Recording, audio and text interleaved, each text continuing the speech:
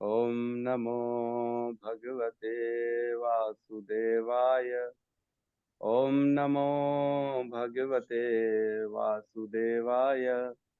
ओम नमो भगवते वासुदेवाय। नारायण नमस्कृत्यं नरं चैव नरोत्तमं देवीं सरस्वतीं व्यासं ततो जयमुदीरये। नष्टप्रायेषु अभद्रेषु नित्यं भागवत सेवया भगवती उत्तम श्लोके भक्तिर्भवती नैष्टिकी। कृष्णाय वासुदेवाय देवकी नंदनाय च नंदगोपकुमाराय गोविंदाय नमो नमः।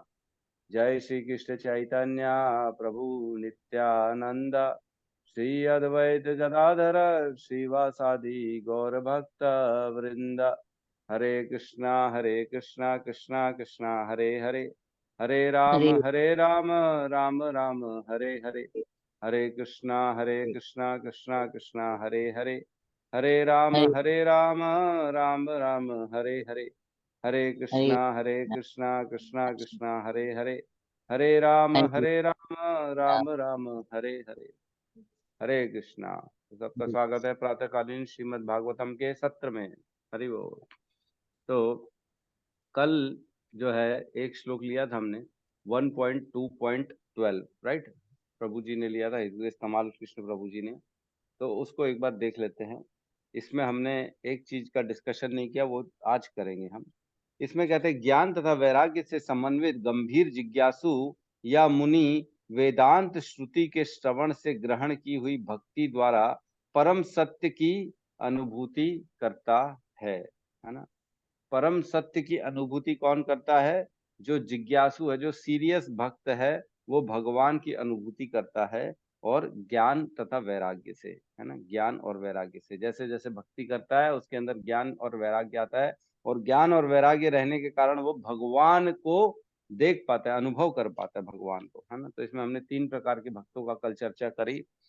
कनिष्ठ भक्त, मध्यम अधिकारी और उत्तम अधिकारी। ठीक है, इन तीनों की चर्चा करी। तो इन तीनों के क्या क्या डिस्क्रिप्शन है वो हम आज चर्चा करेंगे।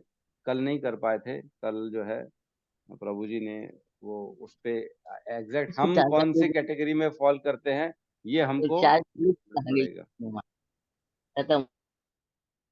ठीक है, तो आज हम लेते हैं श्लोक नंबर 13। 13 को एक बार साथ में दोहराएंगे। श्लोक नंबर 13, 1.2.13। दिव्यता तथा दिव्य सेवा, कैंटो नंबर 1, अध्याय नंबर 2, श्लोक नंबर 13। अतः पुंभी द्विजश्रेष्ठ अतः अतः पुंभीर्द्विजश्रेष्ठा वर्णाश्रम विभागशः वर्णाश्रम विभागशः स्वनुष्ठितस्य धर्मस्य अनुष्ठितस्य धर्मस्य संसिद्धिर्हरेतोषणम्। संसिद्धिर्हरितोषणम्। अतः पुंभिर्द्विजश्रेष्ठा अतः पुंभीर्द्विजश्रेष्ठा वर्ण आश्रम विभागसः वर्णाश्रम विभागशः सौनिष्ठितस्य धर्मस्य स्वानुष्ठितस्य धर्मस्य संसिद्धिं हरितोषणम्। संसिद्धिर्हरितोषणम्।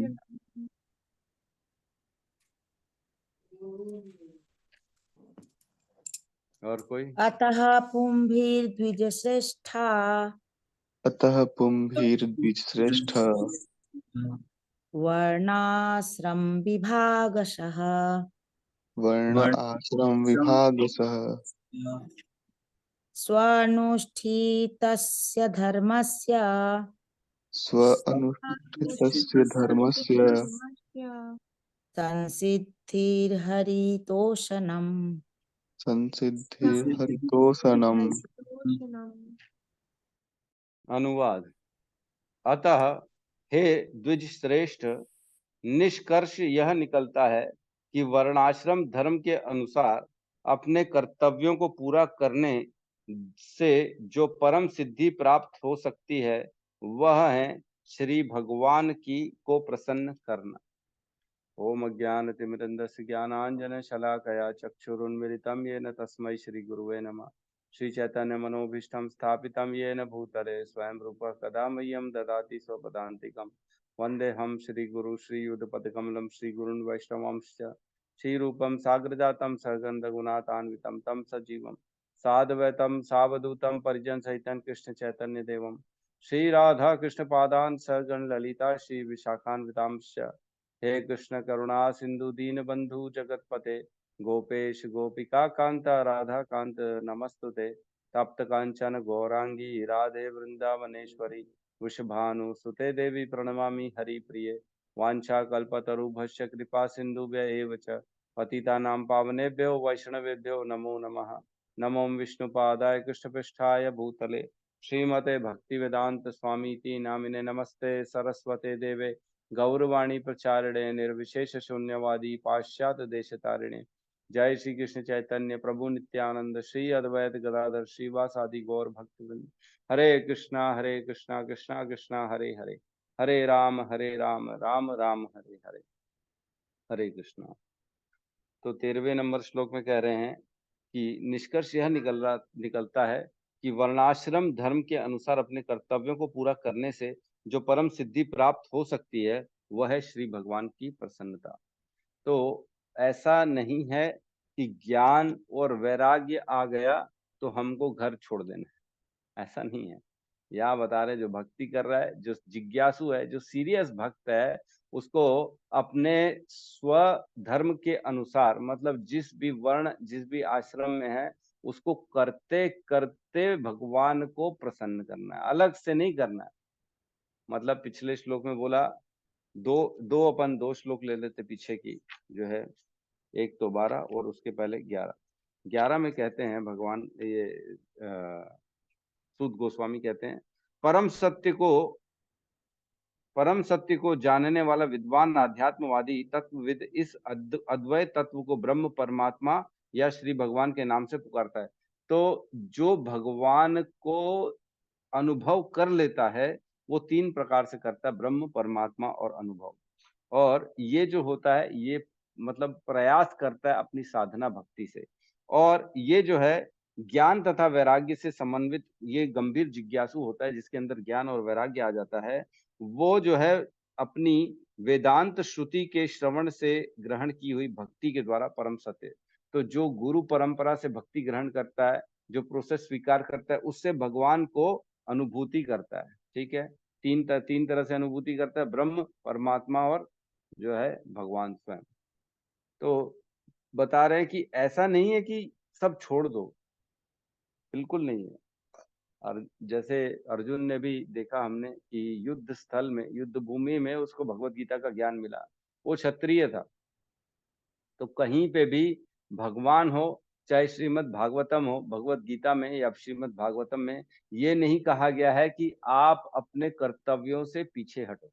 आप अपने जो उत्तरदायित्व हैं, आप जिस भी वर्ण में हैं, जिस भी आश्रम में हैं, 4 वर्ण के चर्चा करी है यहाँ पे, जो है ब्राह्मण, क्षत्रिय, वैश्य और शूद्र।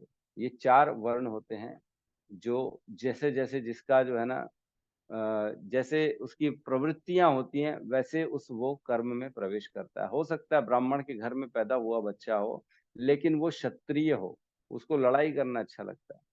लेकिन हो सकता है क्षत्रिय के घर में पैदा हुआ बच्चा हो, वो वेद पढ़ने में ज्यादा इंटरेस्ट लेता हो। तो जिसका स्वभाव वेद पढ़ने में उसको प्रसन्नता आती है ना, वो कभी भी लड़ाई करके दूसरे की हत्या करने में प्रसन्नता नहीं प्राप्त करता है।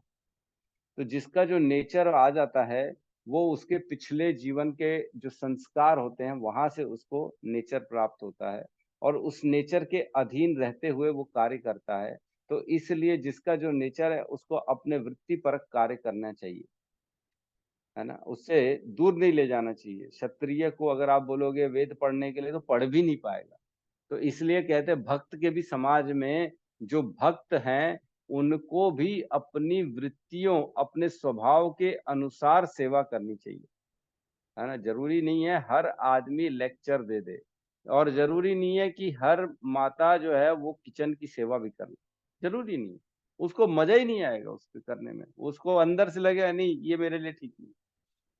जैसे एक शूद्र है, एक सपोज करो माली है, माली को हम बोले कि तुम भक्त बनो और तुम जाके श्रीमद् भागवतम के लेक्चर सुनने के लिए ही बोल लेंगे ना, उसको 4 घंटे बैठ के सुनो, तो उसको ना मजा नहीं आएगा, अंदर से धीरे धीरे उसको लगेगा अरे ये मैं कहाँ फंस गया हूँ।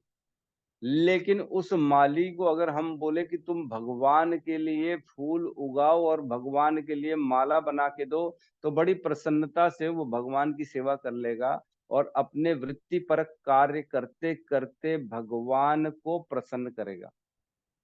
ये समझ में आ रहा है कि हमारा जो स्वभाव है, हमको वर्णाश्रम में रहते रहते उसी स्वभाव के अनुसार कर्म करना है और उस कर्म के अनुसार भगवान को प्रसन्न करना है। यहाँ पे यही कहा गया है ना, स्व अतः पुंभी द्विज श्रेष्ठ। अतः मीन्स इसलिए, इसलिए मतलब पिछले श्लोक में जो अपन ने बोला कि भगवान की अनुभूति करनी है हमारे को अपने हृदय में, और अपने जो ज्ञान और वैराग्य के द्वारा जो गंभीर भक्त होते हैं उनकी चर्चा कर रही है। हे गंभीर भक्तों, इसलिए मनुष्य द्वारा, पुंभी मतलब जो जो भी मनुष्य जो भी भगवान को प्राप्त करने के लिए प्रयासरत है, उसके उसके लिए द्विज श्रेष्ठ, मतलब आप सभी शौनक आदि ऋषियों को जो बता रहे हैं वो सूत गोस्वामी, उनको उनको बता रहे कि उन सबको बोल रहे आप सब द्विज श्रेष्ठ हो। इसलिए हे सब शौनक आदि ऋषि, वर्ण आश्रम विभागशः, जो वर्ण और आश्रम, जो 4 प्रकार के वर्ण हैं, 4 प्रकार के आश्रम हैं, ब्रह्मचर्य, गृहस्थ, वानप्रस्थ और सन्यास, ये 4 आश्रम हो गए। और 4 वर्ण हो गए, ब्राह्मण, क्षत्रिय, वैश्य और शूद्र।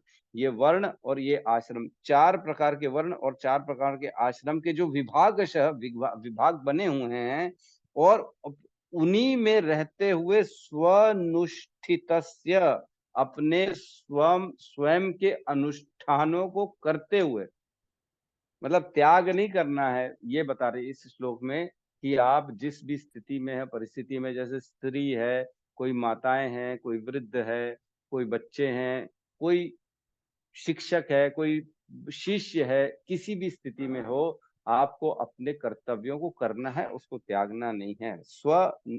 स्वनिष्ठुतस्य मतलब अपने अनुष्ठानों को अच्छे से पालन करते हुए, धर्मस्य, जो धर्म कहता है आपका, जो भी आप वर्ण में है, आश्रम में है, और जिस भी कैटेगरी में है, पुत्र है, पुत्री है, माता है, पिता है, वो धर्म निभाते हुए, पुत्र धर्म, पति धर्म, राष्ट्र धर्म, राज धर्म, पड़ोसी धर्म, अतिथि धर्म, ये सर्व को धर्मों को निभाते हुए, इसमें से एक भी धर्म को छोड़ना नहीं है, निभाते हुए संसिद्धिम हरितोषणम, जो सर्वोच्च जो सिद्धि होती है कि भगवान की तुष्टि होती है, भगवान को प्रसन्न करना है, वो हमारे को अपने वर्णाश्रम धर्म को करते करते करना है, कोई भी जो है त्याग नहीं करना है। तो हमने एक श्लोक लिया था 1.2.9, इसमें हमने पढ़ा था, धर्मस्य ही अपवर्गस्य न अर्थो न अर्थ अर्थाय उपकल्पते, न अर्थस्य धर्म एकांतस्य कामो लाभाय ही स्मृतः। मीन्स हमको क्या करना है, अपने वृत्तिपरक कार्य को करते हुए मोक्ष के निमित्त करना है, और उन्हें कभी भी अपने भौतिक लाभ के लिए संपन्न नहीं करना चाहिए। और इसके अलावा ऋषियों के अनुसार जो मनुष्य परम वृत्ति धर्म में लगे हैं, उन्हें इंद्रिय तृप्ति के विकास हेतु भौतिक लाभ का उपयोग कदापि नहीं करना चाहिए। मतलब एक तो पॉइंट ये हो गया कि हम जिस भी धर्म में है उसमें इंद्रिय तृप्ति की इच्छा ना करें, और जो हमारे पास भौतिक उपलब्धि प्राप्त हो चुकी है उसको अपने लिए यूज ना करके अपनी इंद्रियों को, अपने परिवार की इंद्रियों को तुष्ट करने के बजाय हमको भगवान की हरितोषणम, हरितोषणम में उनको लगाना है। मतलब इंद्रिय तृप्ति नहीं करनी है, वृत्तिपरक कार्य को भगवान की प्रसन्नता के लिए करना है, और सभी कार्यों में ऐसा करना है कि भगवान की प्रसन्नता हो, अपने लिए कार्य नहीं करना। तो एक छोटा सा एक्चुअल में कल डिस्कशन रह गया था, तो मैं उसको पहले ले रहा हूँ, फिर हम इस श्लोक के तात्पर्य में प्रवेश करेंगे। कल जो श्लोक लिया था 1.2.12, इसमें ना 3 प्रकार के जो है श्रेणी बताई गई है, इसके तात्पर्य में मैं पढ़ना चाहूंगा, बीच सेंटर में आप चाहें तो ढूंढ सकते हैं। भक्तों की 3 श्रेणियां हैं, प्रथम, द्वितीय तथा तृतीय। तृतीय श्रेणी के भक्त या कनिष्ठ भक्त ज्ञान विहीन होते हैं। ये जो जैसे जो भक्ति में लगे हुए हैं ना, ये 3 प्रकार के भक्त होते हैं। सबसे नीचे होता है कनिष्ठ, फिर धीरे धीरे वो ऊपर पहुंचता है, भक्ति में जब आगे बढ़ता है तब मध्यम अधिकारी बनता है, और जब एकदम टॉप में पहुंच जाता है तो उसको उत्तम अधिकारी कहते हैं। 3 प्रकार की भक्तों की कैटेगरी है। तो वो यहाँ पे बता रहे हैं। हम मैं चाहता हूँ कि आप लोग सब अपना निकाल ले कि मैं कौन सी कैटेगरी में फॉल करता हूँ, है ना। हमको समझना है कि हम कौन सी कैटेगरी में फॉल करते हैं, इसलिए मैं पढ़ा रहा हूँ। ठीक है। इसलिए इसमें आगे कहते हैं ज्ञान, तृतीय श्रेणी के भक्त कनिष्ठ भक्त ज्ञान विहीन होते हैं, इसलिए वे भौतिक संगति से विरक्त नहीं होते।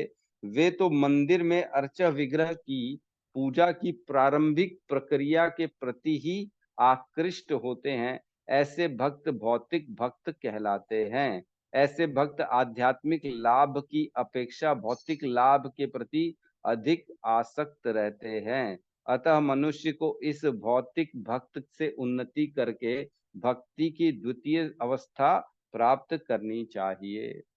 तो क्या क्या गुण बताए गए भौतिक भक्त के या कनिष्ठ भक्त के? सबसे पहले तो वो ज्ञान विहीन होते हैं। क्या ज्ञान नहीं है उनके पास? कि मैं आत्मा हूँ, शरीर नहीं हूँ, है ना, कि मैं भगवान का अंश हूँ, है ना। ये ज्ञान नहीं है उसके अंदर, है ना। और क्या है? और वो भौतिक संगति से विरक्त नहीं होते। उसके जीवन में भौतिक लोग रहते हैं, भौतिकता रहती है, मैं ये प्राप्त कर लूं, मैं वो प्राप्त कर लूं, है ना। और वो मंदिर में अर्चा विग्रह की पूजा के प्रति बहुत आकर्षित अटैच रहते हैं। उनको लगता है मेरे को तो खाली भगवान की जो है ना, वो धक्का मार के आगे खड़े हो जाएंगे, है ना। वो बोलेंगे नहीं नहीं, पूजा में सबसे पहले आगे मैं रहूंगा। उनको ऐसा लगेगा अच्छा विग्रह ही भगवान है, और कहीं भगवान है ही नहीं। जो भगवान के विग्रह हैं वहीं पे ही, उन्हीं में ही दर्शन करेगा, और कहीं दर्शन नहीं करेगा भगवान का। और ये सब प्रोसेस जो होते हैं, जो यज्ञ अनुष्ठान पूजा, है ना, उनमें ज्यादा अटैच रहता है कि मैं उसमें इंक्लूड हो जाऊं, मैं उसमें जो है पार्टिसिपेट कर लूं, मैं आगे खड़ा रहूं, इस टाइप की बातें जो है। और और क्या करें, आध्यात्मिक लाभ की अपेक्षा भौतिक लाभ अधिक आसक्त रहता है। तो उसको इस्कॉन में भी आएगा, भगवान की भक्ति भी करेगा, तो भी क्या लगेगा कि मेरी उन्नति हो जाए, मेरा प्रमोशन हो जाए, मेरे पास इतना इतना जो मेरी प्लानिंग्स हैं वो उसी के प्रति ज्यादा आकृष्ट रहेगा। और यही भगवान से भक्ति में भी यही मांगेगा कि मेरी उन्नति हो जाए। नाम जब भी करेगा तो इसके अंदर ये रहेगा कि मैं ये प्राप्त कर लूं, मैं वो प्राप्त कर लूं, प्रभु मेरे को ये दिला दो, वो दिला दो। ये होते हैं भौतिक भक्त। ठीक है। तो कौन अपने आप को, चलो आगे पढ़ते फिर समझते कौन सी अवस्था में। द्वितीय अवस्था के भक्तों के भक्ति के मार्ग में 4 तत्व दिखाई पड़ते हैं। जो सेकंड है, जो मध्यम अधिकारी, उनको 4 तत्व दिखाई देते हैं बस, और कुछ दिखाई नहीं देता उनको। परम ईश्वर, उनके भक्त, अज्ञानी और ईर्ष्यालु। 4 लोग दिखाई देते हैं उनको, इनसे ज्यादा और कोई दिखाई नहीं देता। न वो भौतिक उन्नति की अपनी अभिलाषा करते हैं, वो तो भगवान को देख पाते, मतलब भगवान का अनुभव कर पाते। परम ईश्वर, उनको कौन कौन दिखाई दे रहा है? 4 ही लोग दिखाई दे रहे हैं। एक तो परम ईश्वर, कहाँ कहाँ दिखाई दे रहे हैं? हर कहीं दिखाई दे रहे हैं, हर किसी के हृदय में दिखाई दे रहे हैं। उनके भक्त, भक्त क्यों कहा जा रहा है? क्योंकि भक्तों की सेवा करके ही भगवान को प्रसन्न किया जाता है ना। भक्ति मिलती कैसे है? भगवान के शुद्ध भक्तों की सेवा करके भक्ति मिलती है। और थर्ड जो है अज्ञानी, वो देख पाता है पूरा संसार जो है ना अज्ञान में है। उनके अंदर जो है ना दया आती है कि इन अज्ञानियों को, जिनको भगवान का नॉलेज नहीं है, जो खाली जीवन भर प्राप्त करने के लिए श्रम करे जा रहे, कुछ प्राप्त करना है, एक बंगला बनाना है, टारगेट ले लिया मेरा बड़ा सा बंगला हो, और पूरा जीवन उसके श्रम में लगा दिया, ये अज्ञानी है। क्या फर्क पड़ जाएगा एक बड़े से घर में रहने में और एक छोटे से घर में? कोई फर्क पड़ेगा? नींद में कोई फर्क नहीं पड़ेगा, खाने पीने में कोई फर्क नहीं पड़ेगा। क्या फर्क पड़ेगा बड़े बेड में सोने में, छोटे बेड में सोने में? सोना तो सोना है। तो अपनी जरूरतों को हमको बढ़ाना नहीं चाहिए, अपनी इच्छाओं को कम करना चाहिए, और अपने अंदर वर्किंग करनी चाहिए कि मैं क्या प्राप्त करना चाहता हूँ जीवन में, मैं भगवान के लिए क्या कोई भी चीज का प्रयास कर रहा हूँ। ये शरीर छूट जाएगा तो इस शरीर के द्वारा कमाई गई सारी चीजें भी छूट जाएंगी, कोई भी साथ नहीं जाएगा। ठीक है, तो चौथा क्या देखता है, वो ईर्ष्यालुओं को देखता है, जो भगवान से ईर्ष्या करते हैं, जो भगवान को जो है ना भगवान नहीं मानते हैं, या भगवान खुद को भगवान मानते हैं, है ना। ऐसे लोग, वो चार लोग ही दिखेंगे उसको, बस और कोई नहीं दिखता है। और जो है, जो टॉप मोस्ट है, जो उत्तम अधिकारी हैं, नेक्स्ट पैराग्राफ में लिखा है, अतः तृतीय श्रेणी के भक्त को भक्ति के उपदेशों की शिक्षा लेने होते, किसी सच्चे भक्त के पास जाना होता है। ये तो ठीक है, कनिष्ठ वाले को ऊपर वाले के पास जाना होता है। ऐसा भक्त कोई व्यवसायी व्यक्ति नहीं होता जो श्रीमद् भागवतम को व्यापार समझकर अपनी जीविका अर्जित करता हो। तो ये उत्तम अधिकारी के लिए बता रहे हैं, उत्तम अधिकारी जो होता है ना, कोई व्यवसायी व्यक्ति नहीं होता जो श्रीमद् भागवतम को व्यापार समझकर अपनी जीविका अर्जित करता हो। कोई भी व्यक्ति अगर कथा करके अपनी जीविका उपार्जित करता हो, वह कभी भी भक्त नहीं हो सकता। क्या हम कभी भी किसी से पैसे की डिमांड करते हैं कि आप आए हो तो हमको कुछ तो दक्षिणा दो? आज विगत 1.5 साल से ऊपर हो गया मेरे ख्याल से हमारी क्लास चल रही है लेकिन मेरे को किसी ने 1 रुपया नहीं दिया ना मैंने डिमांड करी है कि मेरे को पैसा तो दो यार, मेरा एक रिचार्ज तो करा दो कम से कम। जूम का पैसा लगता है, अभी उस दिन जूम का 15,000 रुपए का रिचार्ज कराया, 1 साल का 15,000 रुपए लग गया जूम का मेरे को। और हर महीने कराओ तो 1,500 रुपए जूम का रिचार्ज लगता है। इसके अलावा समय देना, जो भी है, नोट्स बनाना, ये जो भी XYZ जो भी खर्चा लगता है, कोई भी हम किसी से पैसा नहीं लेते, किसी का 1 रुपया भी नहीं चाहिए हमारे को। क्योंकि श्रीमद् भागवतम में अगर हम किसी को भी सुनाने का, ज्ञान देने का पैसा मांगेंगे तो वो ज्ञान व्यर्थ हो जाएगा, वो ज्ञान ज्ञान बचेगा ही नहीं, फिर वो व्यवसाय हो जाएगा। इसलिए कोई पैसा नहीं मांगते। ये उत्तम अधिकारी, अब मैं नहीं उत्तम अधिकारी, मैं ये नहीं बोल रहा हूँ कि मैं, बट ये लक्षण है। हमको टारगेट तो लक्षण को करना है, भले हम अभी एट प्रेजेंट कनिष्ठ अधिकारी हैं, लेकिन टारगेट तो हमारे को यही रखना है कि मुझे शुद्ध भक्ति प्राप्त करनी है एक दिन, है ना। आगे क्या कहते हैं, ऐसे भक्त को शील सूद गोस्वामी की तरह शील सुखदेव गोस्वामी के प्रतिनिधि होना चाहिए और उसे समस्त जनता के चतुर्दिक कल्याण के लिए भक्ति उपासना पद्धति के उपदेश करना चाहिए। मतलब सेकंड क्वालिटी हो गई, गुरु परंपरा में आना चाहिए, है ना। जो उत्तम अधिकारी है वो गुरु परंपरा में होता है। थर्ड क्या है, कनिष्ठ भक्त को प्रामाणिक व्यक्तियों से सुनने में तनिक भी रुचि नहीं रहती, और इसमें बेसिकली खुद को वो सबका दास मानता है ना। वो कभी भी अपने आप को उच्च लेवल का नहीं मानता, वो अपने आप को हमेशा सबका दास मानता है। ये 3 जो है ना क्राइटेरिया हो गए उत्तम अधिकारी की। और मैंने बताया मध्यम अधिकारी 4 तत्वों को देखता है, और कनिष्ठ अधिकारी भौतिक आसक्ति में लगा रहता है और अपनी भौतिक उन्नति के लिए ही प्रयासरत रहता है। तो आप लोग कौन कौन सी कैटेगरी में फॉल करते हैं? कौन है उत्तम अधिकारी हमारे बीच में जो अपने आप को सबका दास मानता हो? कोई है ऐसा जो सही में अपने आप को दास मानता हो? कोई नहीं है। अच्छा, कौन है मध्यम अधिकारी जो 4 ही तत्व देखता है, सिर्फ चारों तरफ, भगवान को, परम ईश्वर को, उनके भक्तों को, और जो अज्ञानी पुरुष हैं जो बेचारे खाली इंद्रिय तृप्ति के लिए प्रयास कर रहे मेहनत करे जा रहे हैं, और जो है ईर्ष्यालु को, जो भगवान को स्वयं भगवान समझता है अपने आप को। इसके अलावा न अपना न पराया, न अच्छा न बुरा, न लाभ न हानि, ये सब कुछ नहीं देखता मध्यम अधिकारी। ऐसा भी कोई है हमारे बीच में? कोई भी नहीं है। तो सब फाइनली कनिष्ठ अधिकारी छे हम लोग सब, जो सिर्फ अपनी इच्छा के लिए भौतिक भक्ति करते हैं। हम लोग खाली भौतिक प्राप्ति के लिए भक्ति करते हैं। ठीक है, तो सही है। अभी हम लोग कनिष्ठ लेवल पे ही हैं, हम नीचे हैं। हम अपना पराया नहीं छोड़ पा रहे हैं, हम भौतिक चीजों से विरक्त नहीं हो पा रहे हैं, हम सिर्फ अपनी उन्नति के लिए सोचते हैं, हम सिर्फ अपना लाभ देखते हैं, हम ईश्वर को सब जगह नहीं देख पाते। कुत्ते में, बिल्ली में, सुअर में, घोड़े में, गधे में, मच्छर में क्या हम ईश्वर को देख पाते हैं? नहीं देख पाते, इसलिए हम कनिष्ठ अधिकारी हैं। ठीक है, बेसिकली बस इसीलिए मैं आपको ये श्लोक पे लेके गया था 12वें नंबर पे। अब वापस हम 13वें नंबर में आ जाते हैं। 13वें नंबर में तात्पर्य में शील प्रभुपाद कहते हैं, विश्व भर में मानव समाज 4 वर्णों तथा चार आश्रमों में विभक्त है। 4 वर्ण है, बुद्धिमान वर्ग, योद्धा वर्ग, उत्पादक वर्ग और श्रमिक वर्ग। यही हो गया ब्राह्मण, क्षत्रिय, वैश्य और शूद्र, है ना। और ये वर्ण अपने कर्म तथा गुण के अनुसार विभाजित किए गए। भगवान चौथे अध्याय भगवत गीता में कहते ही हैं, चतुर्वर्ण्या मया सृष्टम गुण कर्म विभागशः। मैंने गुण और कर्म के आधार पे 4 वर्ण और आश्रम में इस समाज को बांटा है। लेकिन प्रभु जी, अमेरिका में, कनाडा में भी 4 वर्ण 4 आश्रम हैं क्या? नहीं। कौन देख, कोई है कि बाहर फॉरेन में, रशिया में, चाइना में या यूक्रेन में कहीं पे 4 वर्ण 4 आश्रम? नहीं प्रभु जी, हम तो सिर्फ इंडिया में देखते हैं।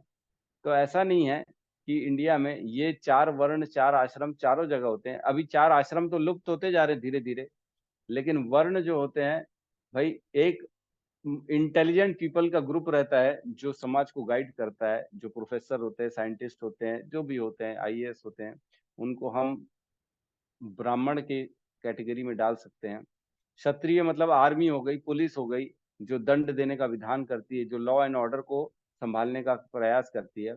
और एक जो है बिजनेसमैन, जो एंटरप्रेन्योर्स होते हैं, जो व्यापार करते हैं, उद्योग लगाते हैं और इस प्रकार वो पैसा कमाने में प्रयासरत रहते हैं, वो हो गए। और फोर्थ कैटेगरी हो गई सर्विसमैन, जो सर्विस करते हैं, सबके सेवक, सर्वेंट है, जो जॉब प्रोफाइल वाले हैं, जो जॉब करते हैं, वो सारे के सारे शूद्र में आते हैं। तो इस प्रकार हर जगह ये 4 कैटेगरी मिलेगी। लेकिन वर्ण आश्रम, आश्रम की बात करें तो अब की डेट में चारों आश्रम लुप्त होते जा रहे हैं। ब्रह्मचर्य भी ब्रह्मचर्य नहीं रहा, गृहस्थ भी गृहस्थ नहीं रहा, वानप्रस्थ तो है ही नहीं। वानप्रस्थ तो कभी देखने को मिलता भी नहीं होगा कि वानप्रस्थ होता क्या है। हैं? आज किसी को देखा है क्या वानप्रस्थ कौन है? कोई नहीं देखता। और सन्यास, सन्यासी फिर भी दिखते हैं, लेकिन आज की डेट में प्रैक्टिकल कोई है नहीं सन्यासी। तो इस्कॉन का काम यही है कि वापस से वही के वही पुराने जो है ना हमारी 4 वर्ण 4 आश्रम को स्थापित करें, ब्राह्मण बनाएं। अगर हम ब्राह्मण जब तक नहीं होंगे समाज में, बाकी लोगों का मार्गदर्शन नहीं हो पाएगा। आज यही तो कारण है, जैसे जैसे ज्ञान खत्म होता है, जैसे जैसे ब्राह्मणों की सजेशंस लेना बंद कर देते हैं बाकी लोग, वैसे वैसे देखते हैं कि बाकी लोग सबका जो है पतन हो रहा है। कोई भी अपने अपने जगह में धार्मिक कार्य नहीं कर पा रहे, सारे के सारे अधर्म कर रहे हैं, पाप कर रहे हैं।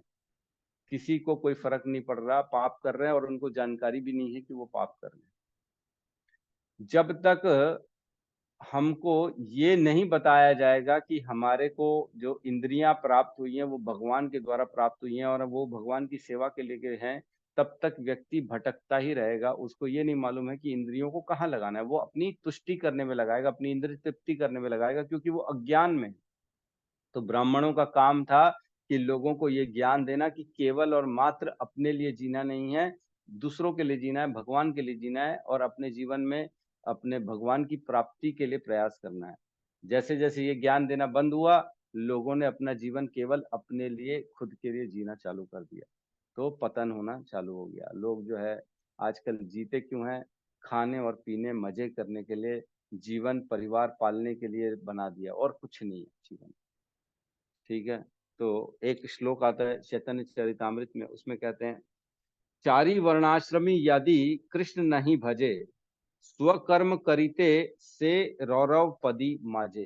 है ना, चैतन्य चरितामृत मध्य लीला 22.26। इसमें कहते हैं, चारों वर्ण आश्रम यदि कृष्ण का भजन नहीं करते तो स्वकाम करिते, अपना कर्म करते हैं, सिर्फ अपने अपने इच्छा अनुसार अपना कर्म करते हैं, तो क्या होता है, से रौरव पदी माजे। वो कहाँ जाएंगे? रौरव नरक में जाना पड़ेगा उनको।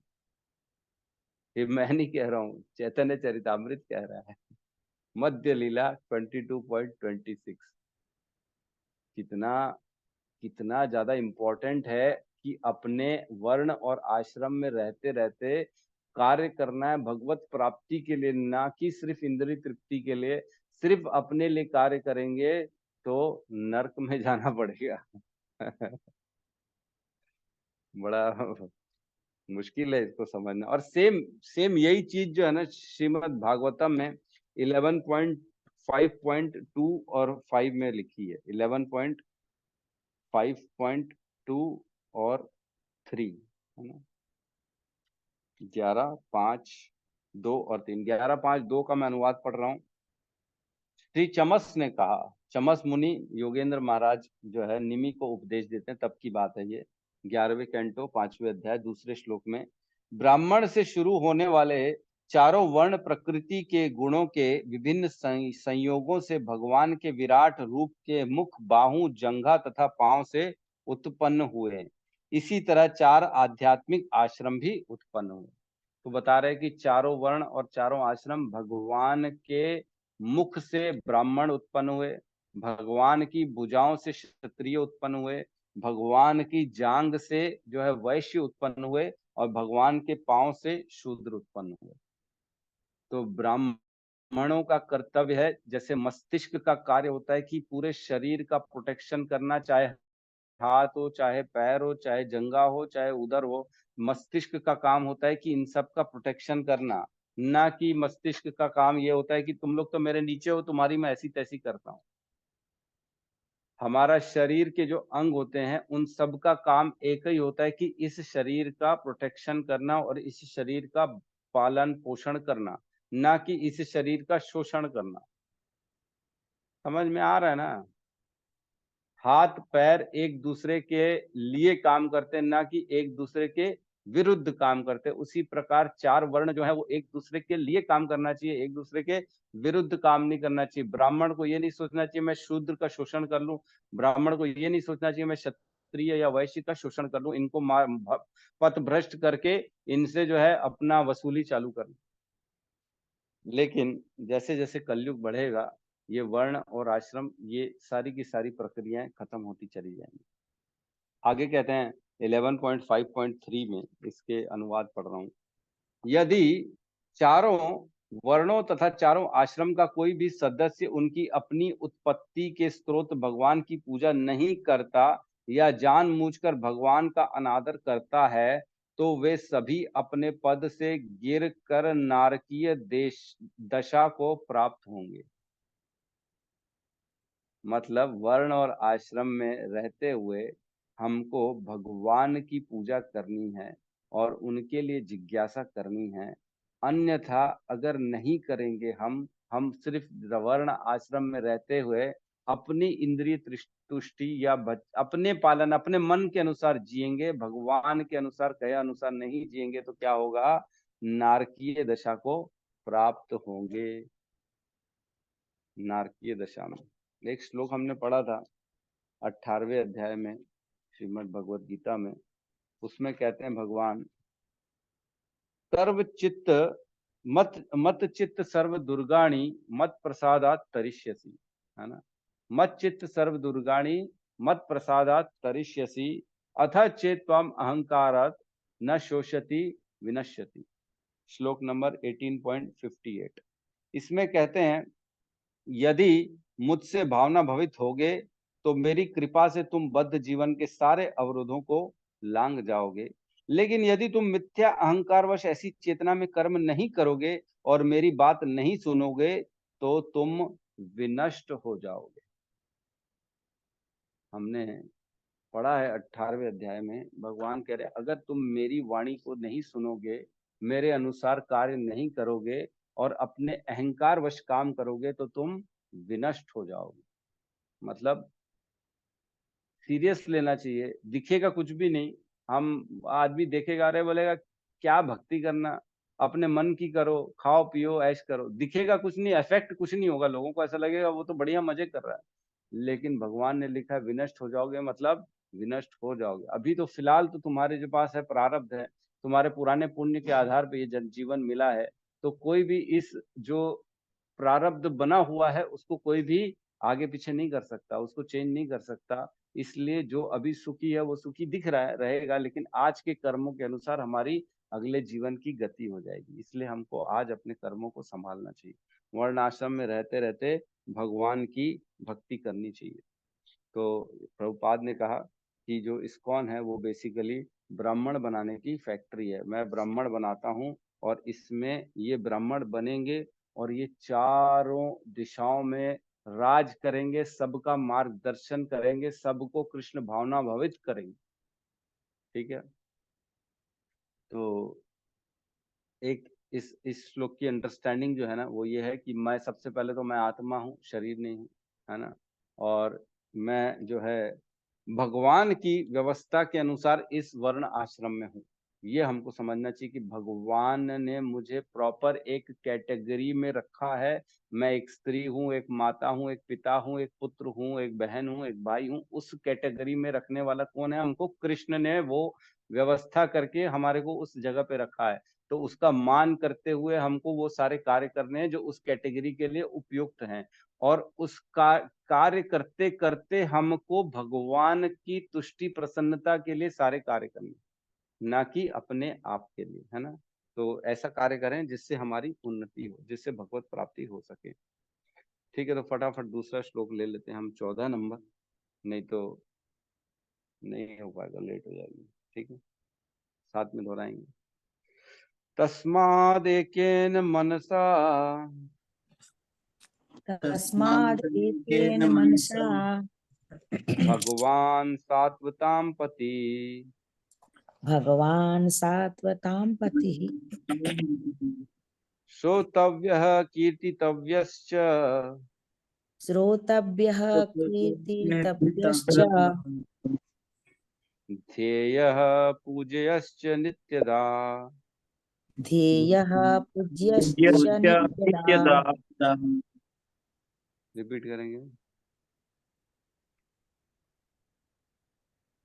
तस्मादेकेन मनसा तस्मादेकेन तस्मादेकेन मनसा भगवान सात्वतां पतिः भगवान सात्वतां पतिः श्रोतव्यः कीर्तितव्यश्च श्रोतव्यः कीर्तितव्यश्च ध्येयः पूज्यस्य नित्यदा।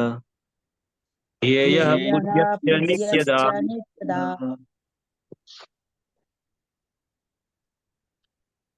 तस्मादेकेन मनसा तस्मादेकेन मनसा भगवान सात्वतां पति भगवान सात्वतां पतिः श्रोतव्य कीर्तितव्यश्च श्रोतव्यः कीर्तितव्यश्च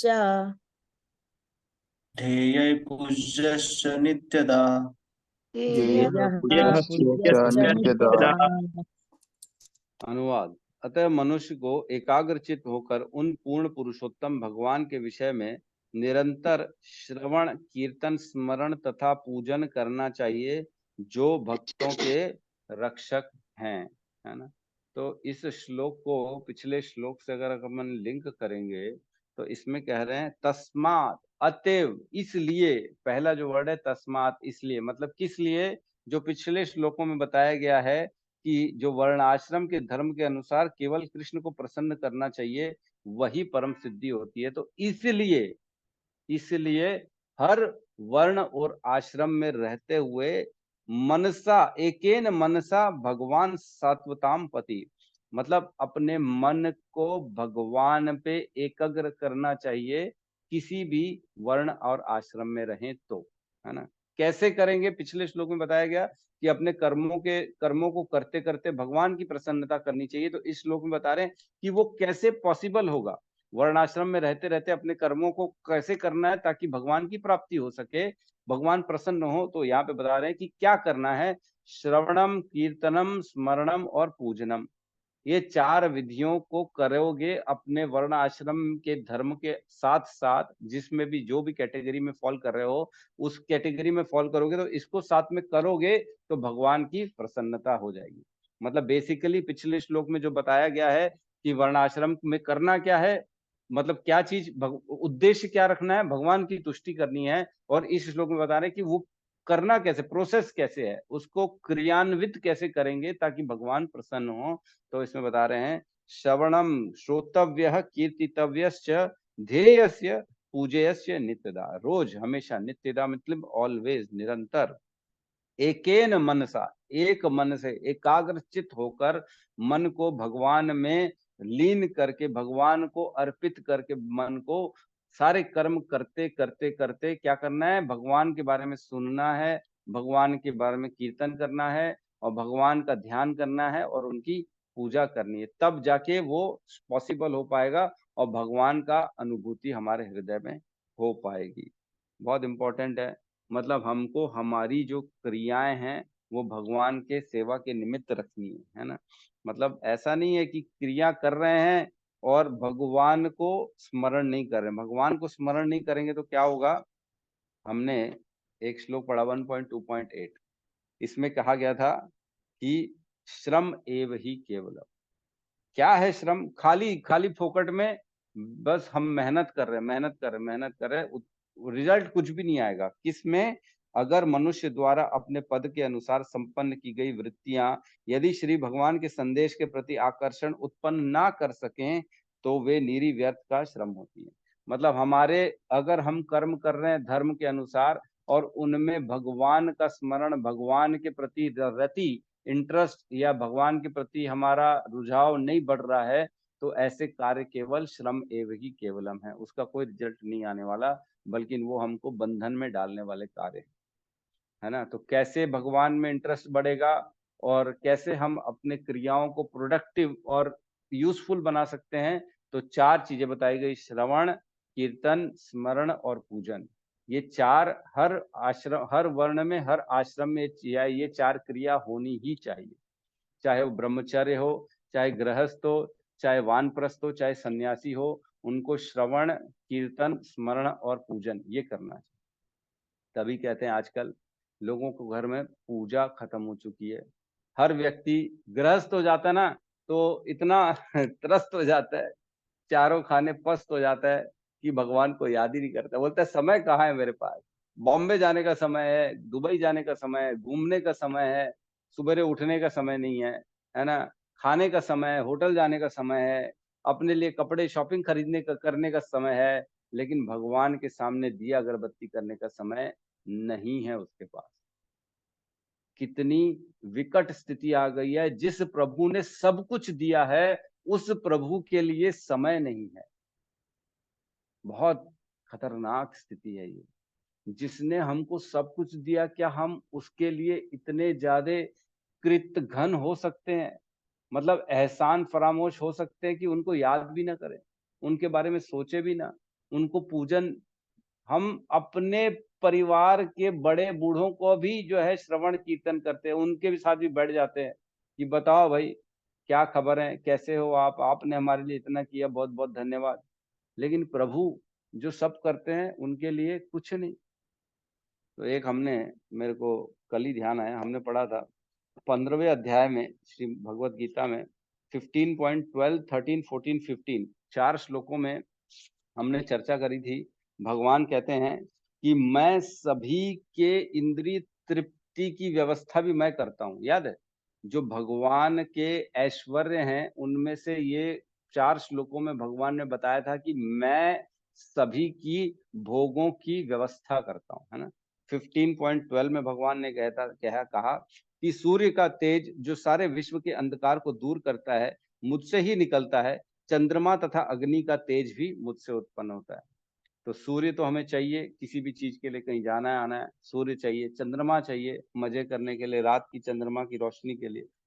और 13वें में कहते हैं मैं प्रत्येक लोक में प्रवेश करता हूं और मेरी शक्ति से सारे लोग अपनी कक्षा में स्थित रहते हैं। मैं चंद्रमा बनकर समस्त वनस्पतियों को जीवन रस प्रदान करता हूं।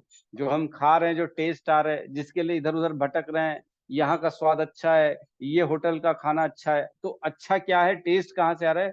भगवान कह रहे सारे वनस्पतियों का रस मैं हूं। फिर 14 नंबर श्लोक में कहते हैं मैं समस्त जीवों के शरीर में पाचन अग्नि वैश्वानर हूं और मैं श्वास प्रवास प्राण वायु में रहकर 4 प्रकार के अन्नों को पचाता हूं। तो हम जो खा रहे हैं उसको पचाने वाले भी भगवान है। पेट में जो जठराग्नि चल रही है वो भी भगवान है। और आखिरी में कहते हैं कि मैं ही तो ज्ञान देता हूँ, मैं ही तो याद दिलाता हूँ, मैं ही तो सबको भुला देता हूँ। हमने 15वें अध्याय में इसमें बहुत अच्छी व्याख्या करी थी, याद है कि नहीं ये सब भक्तों को, जो हमारे साथ भगवत गीता वाले, उनको याद होना चाहिए कि ये 4 श्लोकों में भगवान ने बताया था कि जो तुम चाहते हो, जिसमें तुमको मजा आता है, जिसको भी तुम करना चाहते हो, वो सब का बेसिकली प्रदान करने वाला मैं हूँ। मजा कैसे आ रहा है, आप खा रहे हो पी रहे हो, वो भगवान के द्वारा हो रहा है, उसका रस भगवान ने दिया है, पेट की पाचन क्रिया भगवान है। तो इस प्रकार जो भगवान सब देने वाले हैं, हम उन्हीं को भूल जाएं, ये ठीक नहीं है।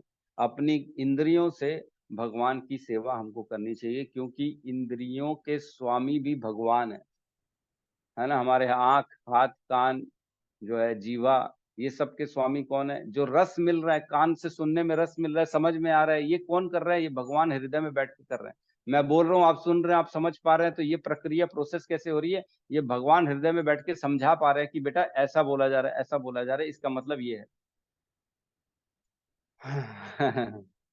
तो भक्ति रसामृत सिंधु में आता है एक श्लोक, सर्वोपाधि विनिर्मुक्तम तत्वर तेन निर्मलम ऋषिकेण ऋषिकेश सेवनम भक्ति रुच्यते। भक्ति किसको कहते हैं? कि हम अपनी इंद्रियों से इंद्रियों के स्वामी भगवान की सेवा करें। ऋषिकेण ऋषिकेश सेवनम, इंद्रियों को कहाँ लगाना है? आंख को कहाँ लगाना है? भगवान की सेवा में। आंख, कान को कहाँ लगाना है? भगवान की सेवा में। जीवा को कहाँ लगाना है? भगवान की सेवा में। हाथ को कहाँ लगाना है? भगवान की सेवा में। पैर को कहाँ लगाना है? भगवान की सेवा में। भगवान ने जिस वर्ण आश्रम में हमको डाला है, उसका कर्तव्य निभाते निभाते, भगवान का स्मरण करते हुए, सारे कार्यों में भगवान की प्रसन्नता हो, ऐसा मन में ऐसा भाव रखना है हमारे। ठीक है। तो जीवन जीते जीते हमें प्रश्न करना चाहिए कि जीना क्यों है और कैसे जीना है। तो जीना क्यों है? भगवान की प्रसन्नता के लिए। और कैसे जीना है? तो अपनी सेवाओं को, हर चीज को भगवान की सेवा में लगाते हुए। ठीक है। तो किसी का कोई प्रश्न है तो हम ले सकते हैं।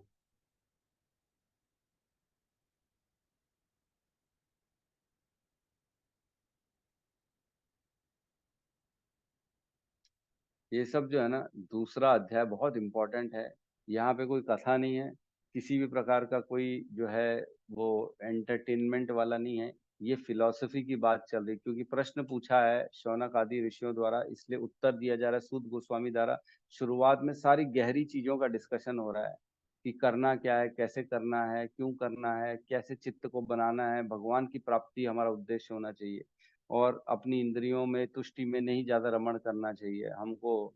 हर चीज भगवान की सेवा में लगाना है। भौतिक जो उपलब्धियां हैं उसमें मजे नहीं लेते रहना है, लेकिन हमको ये सोचना है कि भौतिक उपलब्धि भगवान के द्वारा दी गई है, इसको कैसे भगवान के सेवा में नियुक्त किया जा सके, ये सब उद्देश्य रखना है। यहाँ पे एकेन लिखा है, एकेन का मतलब समझ लीजिए, एक निष्ठ होके, एक ही जगह फोकस करके भगवान की तुष्टि के लिए कार्य करना।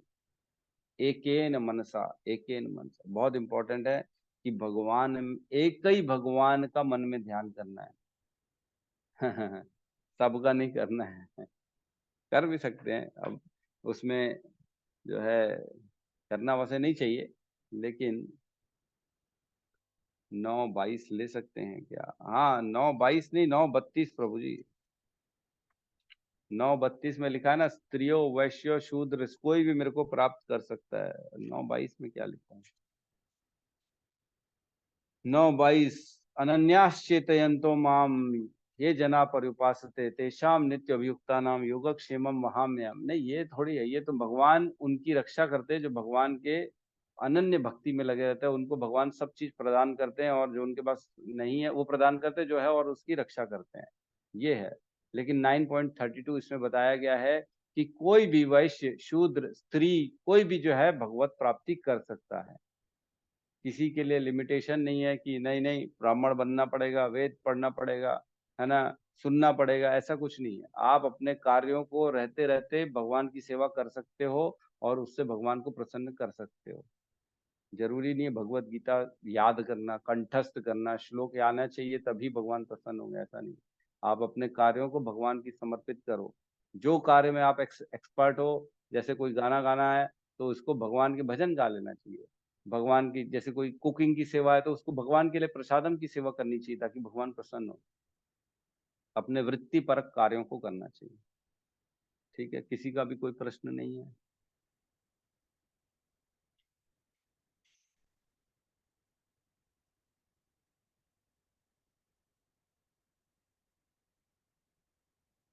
रोहिणी नंदन प्रभु, आप बाहर हैं क्या? कहीं घूमने निकले? यस प्रभु जी, बाहर था, ये अंबिकापुर आए थे। अरे वो देखो, इसको कहते हैं निष्ठा। अरे नहीं प्रभु जी। बाहर बाहर भी जा रहे हैं तो भी बैठ के प्रभु जी जो है ना, क्लास मिस नहीं करते हैं। मैं देखता हूँ प्रभु जी गाड़ी में भी रहते तो भी क्लास मिस नहीं करते हैं। कैसी भी स्थिति रहती है तो कभी भी क्लास मिस नहीं करते। अभी जगन्नाथ जी इनके घर रहे हुए थे तो भी क्लास मिस नहीं करते थे, जबकि सेवाएं इतनी बढ़ जाती हैं तो भी क्लास मिस नहीं करते हैं। तो क्लास जो है मिस नहीं करने का उद्देश्य ये है कि अपनी चेतना को, अपने ज्ञान को भगवान में बनाए रखने के लिए, अपनी चेतना को बनाए रखने के लिए ज्ञान की आवश्यकता होती है। और उस ज्ञान के द्वारा आदमी को प्रोत्साहन मिलता है कि नहीं, मैं भक्ति करना कितना जरूरी है ना।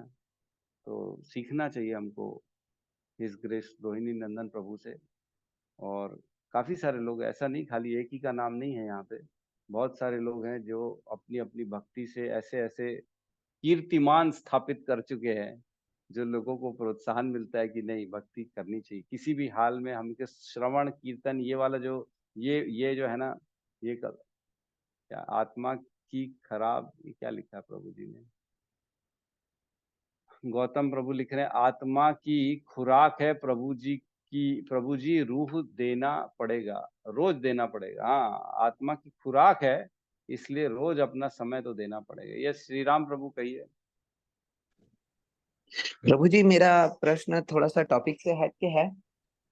प्रभु जी, मैं ये पूछ रहा था जैसे कि हम किसी को किसी भी तरह से भक्ति में लाते हैं, और प्रभु जी वो अगर भक्ति में आगे बढ़ के दीक्षा लेते हैं तो प्रभु जी उससे हमको हमारी भक्ति में क्या फायदा मिलता है प्रभु जी? अगर वो दीक्षा ले लेते हैं और भी भक्त बनाते हैं तो हमको उससे क्या फायदा मिलता है प्रभु जी? हमको बहुत फायदा मिलता है। एक पहले ना स्कीम आती थी, एमवे एमवे था, और ऐसे ऐसे स्कीम आती थी जिसमें आपने किसी को ज्वाइन कराया। पहले की बात बता रहा हूँ, मैं जब छोटा था स्कूल में तब एक स्कीम थी, 5 रुपए जो है ना हमारे को मेंबर बनने के लिए ना 15 रुपए खर्च करने पड़ते थे, 3-4 लोगों को 5-5 रुपए देने पड़ते थे। और उसके बाद फिर हम मेंबर बनते थे, फिर हम आगे जितने लोगों को मेंबर बनाएंगे फिर उनका जो जो पैसा आएगा उसमें से हमको कमीशन मिलता था। फिर वो और आगे बनाएंगे उसमें भी कमीशन मिलेगा, फिर वो आगे और बनाएंगे उसमें भी कमीशन मिलेगा, फिर हमको काम करने की जरूरत नहीं, कमीशन मिलता जाता है, मिलता जाता है, मिलता जाता है। तो क्या हुआ, हम एक बार चेन में प्रवेश कर गए और हमने अगर भक्त बना दिया किसी को और वो भक्ति में शुद्ध तरीके से लीन हो गया, तो हमेशा आपको उसका श्रेय मिलता रहता है, मिलता रहता है कि आपने इनको भक्त बनाया, आपके कारण ये भक्ति कर पा रहे हैं। तो बहुत बड़ा एडवांटेज है भक्त बनाना, बहुत बड़ा। ये सबसे बड़ा परोपकार है, सबसे बड़ा अपने लिए। अपने अपना परोपकार कैसे कर सकते हैं हम? किसी को भक्त बनाना। और जितनी जितनी भक्ति करेगा उसमें कुछ प्रतिशत हमको मिलता जाएगा फोकट में बैठे बैठे। तो बहुत जरूरी है, इसलिए प्रचार करना भी जरूरी है। और अपने भक्ति की उन्नति के लिए ना, भक्ति को स्प्रेड करना है। भक्ति जितना जितना फैलाएंगे हमारी भक्ति बढ़ती चली जाएगी, उतनी ऑटोमेटिकली हमारे अंदर ना शुद्धता आती चली जाएगी। क्यों? क्योंकि आपके कारण और इतने सारे लोग भक्त बन गए हैं। तो एक वातावरण पूरा भक्तिमय हो जाता है और आपका खुद की उन्नति हो जाती है, आपको उसका श्रेय मिलता है, आपको उसके सारे कर्मों का जो भक्त बना। श्रील प्रभुपाद कहते थे, मैंने भगवत गीता लिखी, इतने ग्रंथ लिखे, मेरा उद्देश्य है अगर एक भी शुद्ध भक्त बन गया तो मैं ये मानूंगा कि मैं इसमें सफल हो गया। एक भी शुद्ध भक्त बन गया, श्रील प्रभुपाद ऐसा कहते हैं। तो सोचो, अगर हमने एक भी भक्त बना दिया तो क्या स्थिति होगी हमारी, है ना। प्रभु जी क्या है ना, मेरे घर में ना प्रभु जी कोई भी नहीं आ पा रहे हैं प्रभु जी भक्ति में। मैं भले और भी कुछ मतलब डिवोटीज हैं, मैं उनको भक्त बनाया, इवन वे और भी है जैसे उनके घर में भी भक्त बन गए उनके मतलब पुत्र या पुत्री को देख के। लेकिन प्रभु जी मेरे घर में ना कोई भी नहीं बन पा रहे हैं प्रभु जी। सभी देखते भी हैं, जबकि यहाँ गोपाल जी की सेवा करता हूँ या जो भी रील्स के माध्यम से या जैसे भी करके जो भी प्रचार करता हूँ, धाम यात्रा करता हूँ, तो प्रभु जी मेरे से ना मेरे घर वाले ही प्रभावित नहीं हो पा रहे हैं प्रभु जी। बाकी कुछ कुछ लोग हुए हैं जो लोग आजकल सेंटर आते हैं या कुछ एक एक दो दीक्षा ले चुके हैं, कुछ लेने वाले भी हैं। लेकिन प्रभु जी इसी चीज का मन में बहुत ज्यादा खेद रहता है कि मेरे घर वाले खुद नहीं बन पा रहे हैं प्रभु जी। कब होगा प्रभु जी ऐसा? कभी कभी मन भी व्यथित हो जाता है कि ऐसा, इवन कई बार तो ऐसा हो जाता है कि मुझे ही मना कर देते हैं कि इसमें आगे मत बढ़, ये मत कर, वो मत कर, करके मेरे ऊपर ही मुझे ही ऐसा ऑब्स्टिकल्स लगा देते हैं प्रभु जी। तो आप गलत जगह क्यों फोकस कर रहे हो? देखो, don't create interest but rather than preach to interested people, है ना। ऐसा कहा जाता है कि लोगों में इंटरेस्ट क्रिएट नहीं करना है हमारे को, लेकिन जो इंटरेस्टेड है उनको प्रीच करना है। समझ पा रहे हैं ना इसको? तो आप ये बात करते हो, मेरे से भी जो है ना मेरे घर वाले प्रभावित नहीं होते हैं। बोले क्या तू इतना समय देता है, क्या करता है? इतना समझाता हूँ, भाई को समझाता हूँ, भाभी को समझाता हूँ, लेकिन उनको लगता है ये थोड़ा सा पागल हो गया है, इसको समझ में नहीं आता है करना क्या है जीवन में। तो खैर, घर वालों को जो है ना अपने को प्रचार नहीं करना चाहिए। हमारे सीनियर्स कहते भी है कि आप अपने घर वालों को कभी प्रचार मत करो, क्योंकि वो आपको उस दृष्टि से देखते ही नहीं है। आपको वही पुरानी दृष्टि से देखते हैं, जो तू पहले था वही हमारे लिए, तो आज भी तू वही है।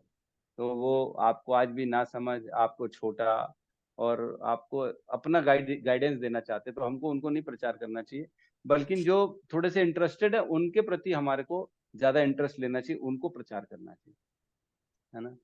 तो छोड़ दो, कोई फर्क नहीं पड़ता प्रभु जी। जिसकी जैसी गति है वैसे जाएगा वो।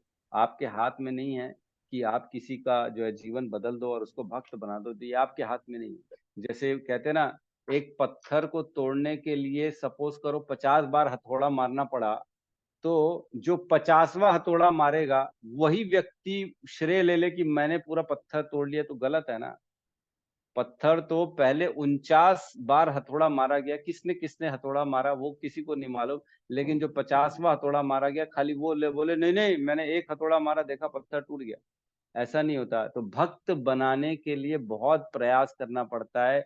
एक व्यक्ति आखिरी में जिसके कहने से भक्त बन गया, इसका मतलब ये नहीं है कि किसी ने और ने प्रयास नहीं किया।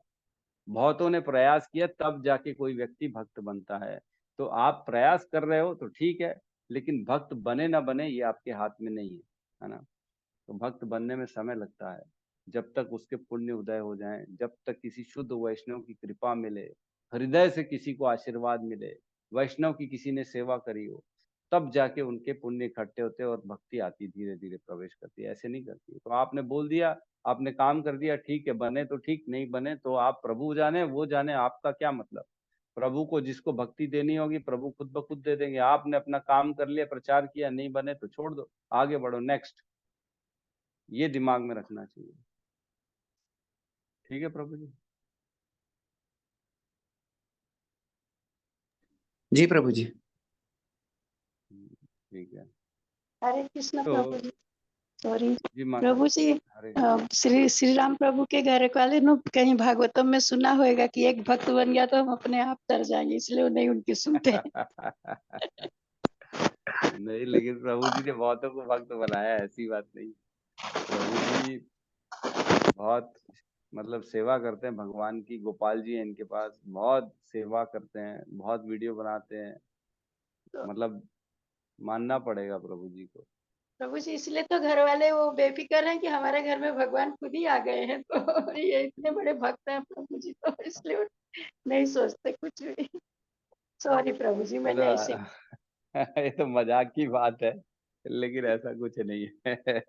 नहीं बोलते हमारा हैं ना प्रभु जी, जो एक भक्त बन गए तो उनके 7 पीढ़ी तर जाती है, ऐसा बोलते नहीं, हैं ये ना। सच है, ये सच है कि 7 भी नहीं 21 पीढ़ी तर जाती है, ये सच है। लेकिन घर वाले ऐसा सोच के अपने मजे में बैठे, ऐसा नहीं है, ये मजाक है कि वो निश्चिंत हो गए कि हाँ श्री राम है तो हम सबका तर जाएंगे। वो तो भगवान को मानते ही नहीं है, वो तो सब जो है अलग अलग अपने अपने रास्ते वाले हैं। ठीक है, हरे चलिए यहाँ पे हरे हरे कृष्ण। कृष्णा क्लास को हम क्लोज करते, सब मिलके हरे कृष्ण महामंत्र का जाप कर लेते हैं। हरे कृष्णा हरे हरे कृष्णा कृष्णा हरे हरे कृष्णा कृष्णा कृष्णा कृष्णा कृष्ण हरे हरे, कृष्ण हरे हरे राम हरे हरे हरे राम राम राम हरे राम हरे हरे राम हरे। राम राम हरे राम हरे। हरे हरे। सभी भक्त समस्त वृंद भक्त की वृंद जय। की जय। जय। जगत गुरु जगत शील गुरु श्री प्रभुपाद की प्रभुपाद जय। की जय जय। गौर प्रेमानंदे। हरि हरि हरि हरि बोल। हरि बोल। हरि बोल, हरि हरि। हरि हरि।